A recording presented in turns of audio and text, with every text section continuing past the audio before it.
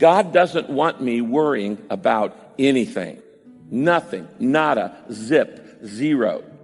Philippians 4:6, don't worry about anything. That's pretty clear.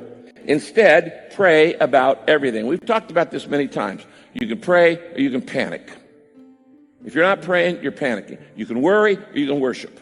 If you're not worshiping, you're worrying. You invite worship in the front door, worry goes out the back door. And so God says, I don't want you worrying about anything. Now, why? He says, worry is unreasonable. It's unreasonable. In other words, it doesn't make sense. It's illogical. It is irrational. It is unreasonable. In the first place, we typically worry about the wrong thing. We worry about the little stuff. How I look, how I appear, what I say, who I'm talking to. Stuff, am I going to be late for this meeting? Stuff that isn't going to matter in 5 years. It's all temporary. If you're really going to worry, and God says you shouldn't, but if you were going to worry about things that are eternal. Don't worry about stuff that's not going to matter tomorrow. Jesus says you should never worry, not only because it's unreasonable, it's unnatural. Nature does not worry. It's unnatural. Jesus says, look at the birds. Look at the birds of the air. They don't sow or reap or store away in barns. They're not worried about, do I have enough to live on? And he said, and yet your heavenly Father feeds them. Are you not more valuable than birds? If God takes care of birds, isn't he going to take care of you? And then he says in verse 28 and 29, Matthew 6, why do you worry about your clothes? Go out and look at the flowers. Look at the field lilies. They don't worry about how they look. Yet King Solomon, in all of his glory, was not clothed as beautifully as they are. And he said, all of creation trusts my care except humans. He's saying worry isn't natural. Jesus says worry is unhelpful. What does he mean by that? It's useless. It doesn't work. Worry is worthless.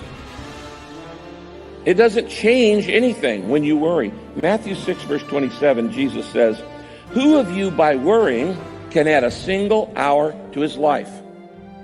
Worry can't make you an inch taller. Worry can't make you an inch shorter. Can't make you bigger or smaller, thinner or fatter. Worry doesn't work. He says, who of you can change anything? He says, you can't add even a single hour to your life. Worry about any problem in your life will never move you one step toward that situation. Worry is worthless. Worry cannot change anything in your past. It's already done. Your past is past. So why are you worried about it? Worry cannot control your future. No matter how much you think you can, you're not controlling it by worrying about it. So if it can't change the past and it can't control the future, what does it do? Messes up today. And he says there's no need to worry because your heavenly Father will take care of you. When I was a kid, if I had any need in my life, I didn't worry about it. I just went to my dad. I said, Dad, I need this, or Mom, I need this.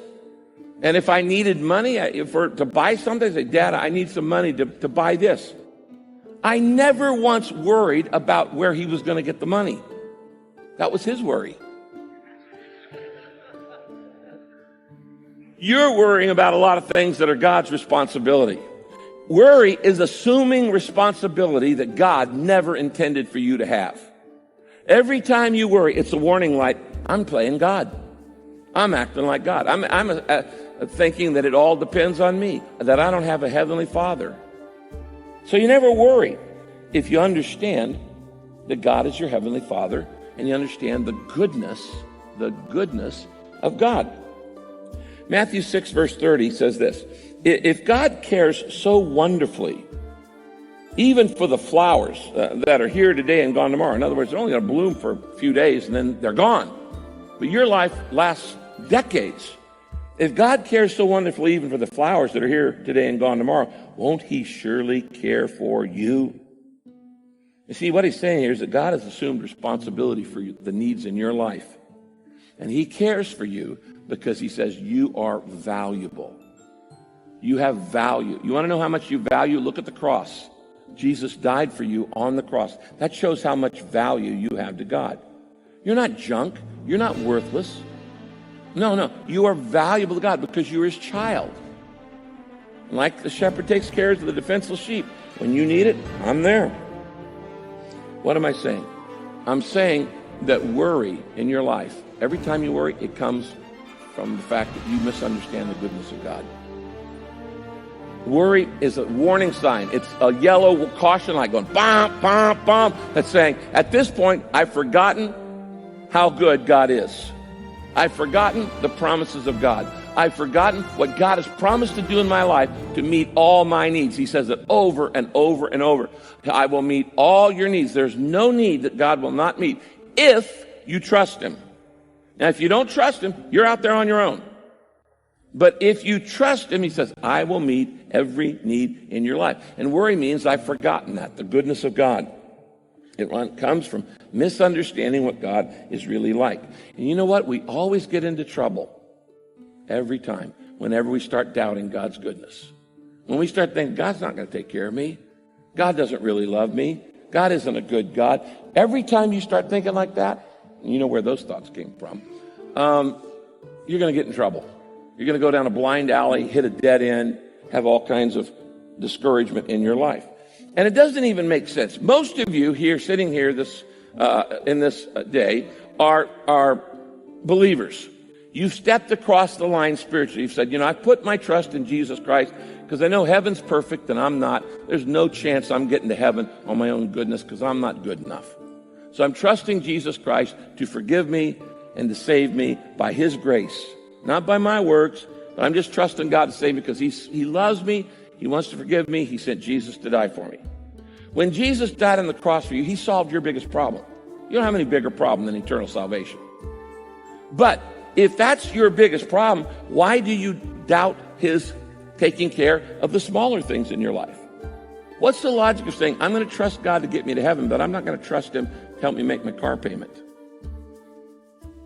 What's the logic in that? It makes no sense. Why would you trust God with something so big, eternal salvation, but not trust him with, who am I supposed to marry? Or am I ever going to get married? Or am I going to get a job? Or what school should I go to? And all the other major questions in life. Why don't you trust him with those things too? It doesn't make sense to say, I don't doubt him for my salvation, but I do doubt that he's going to care for my health. I do doubt that he's going to care for my career. It doesn't make sense at all. If God can be trusted for salvation, he'll carry everything else. And when you doubt that, you are an unbeliever at that moment. You're an unbeliever. Every time you worry, you act like an unbeliever. You see, it's actually an insult to God every time you worry. You're acting like an orphan every time you worry. You're acting like you don't have a heavenly Father who has promised over and over again, over 3,000 promises in this book, to take care of your needs. How many times do you act like God doesn't know what you need? When we start depending on ourselves and we start taking matters into our own hands and we assume that we have to figure it all out rather than just trusting, that's called playing God. When we get to heaven, you're going to see how many times you set yourself up for failure by worrying instead of trusting. John chapter 14, verse 1, Jesus says this, don't be worried. What do I do instead of worrying? He says, believe in God and believe in me. Now, how do you do that? How do you trust God to meet your needs? Number one, and you do this every day. It's not a one-time thing. Every day, ask him to be my shepherd. Every day, I ask Jesus to be my shepherd. The Lord is my shepherd. You do this every morning. When you get up, you sit on the side of your bed and you say, the Lord is my shepherd. And then I say it throughout the day. You got a major decision to make. The Lord is my shepherd. You might say it 10 or 15 times a day. But if you'll start saying that phrase, your worry will go down. Every time you start to worry, you need to say, the Lord is my shepherd. Now in John chapter 10, Jesus says this, verse 14, 15.